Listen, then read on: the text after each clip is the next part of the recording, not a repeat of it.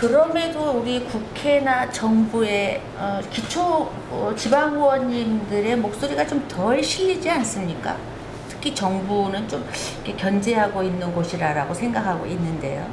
의장님 좀 이 정부에 아니면 국회에 아니면 청와대 가기 전에 꼭 이것만 우리가 좀 꼭 부탁하겠다. 아니면 꼭 좀 실천하게 해다오. 라고 하는 한 가지만 좀 말씀해 주실 거 있나요? 그러니까 이제 그 말씀을 이제 드리기 전에 정말 이 지방 의원들이 어떤 일을 이제 하고 있다라는 말을 이제 한 말씀 드린다면은 지금 우리나라의 역사는 광복 해방의 역사가 있습니다. 그리고 분단의 역사가 있습니다. 네. 그리고 87년 민주항쟁 이후에 민주주의가 발전할 수 있는 민주 열사의 역사가 있고, 그리고 지금의 촛불의 혁명 시대가 역사가 지나고 나서 나라다운 나라를 만들겠다라는 대통령과 함께 국민의 역사가 있다고 생각합니다. 이제는 대한민국을 그걸 역행할 수 없습니다. 네. 그리고 그 역사 아래 이제는 공존, 서로 함께 인정해 주는 것.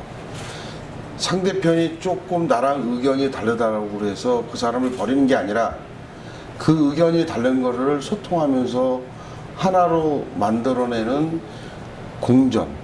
그게 바로 평화의 통일의 길의 역사를 만들고 있다라고 저는 생각을 합니다.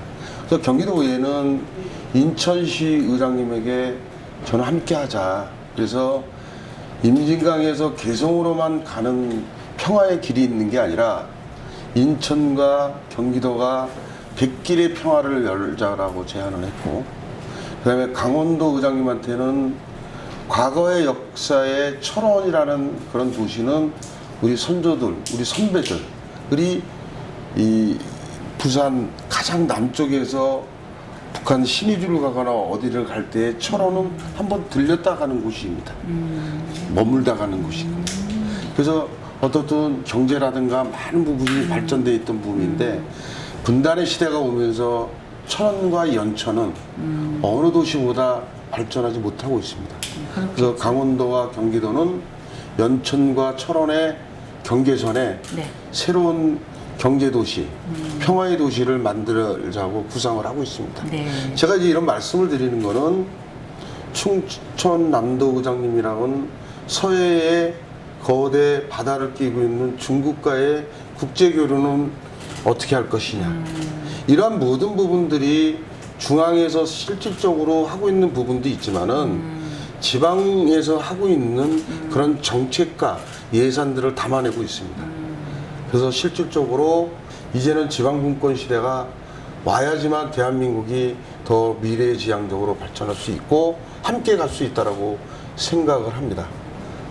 그런 부분에 있어서 국가가 이미 대통령도 발의를 했었지만 이 분권 개헌에 대해서 좀 더 함께 빨리 실현을 하시자라는 걸로 저희가 좀 정리를 하면 될까요? 예, 빨리 좀 했으면 좋겠습니다. 네, 네. 근데 이제 오해를 좀 하시는 게 지방분권이 시대가 열려지면은 지방에 너무 권한을 많이 주는 거 아니냐라고 일부 사람들은 그렇게 이제 생각을 하시는데 그건 절대 아닙니다. 그러니까 이 지방에서 어떤 안전이라든가 큰 사고, 그 다음에 현안 문제에 대해서 실질적으로 지방에서 빨리 정리하라는 거죠. 그러니까 예를 들면은 얼마 전에 양평에 2,400두의 돼지가 화재 사고로 해서 다 이제 죽었었을 때 양평군수나 경기도의회, 경기도 집행부가 함께해서 2차 피해를 막았습니다. 그러니까 실질적으로 그런 걸 보면은 중앙정부에서 어떤 행정 절차를 기다릴 수가 없어요. 시급하니까. 시급하죠. 네. 예를 들어서 그때 바로 24시간 적어도 그 안에 그 부분을 처리를 하지 못했다면 2차 피해가 옵니다. 네. 그래서 부패되고 네. 특히 요즘 실질적으로 엄청난 더위와 가뭄 때문에 네. 부패는 더 빨리 오는 거고. 네. 이런 부분들을 지방에서 2차 피해가 가지 않도록 빨리 해결하는 부분에 있어서도 네. 지방에 대한 부분을 좀 믿어주시고 함께 해주시기를 정말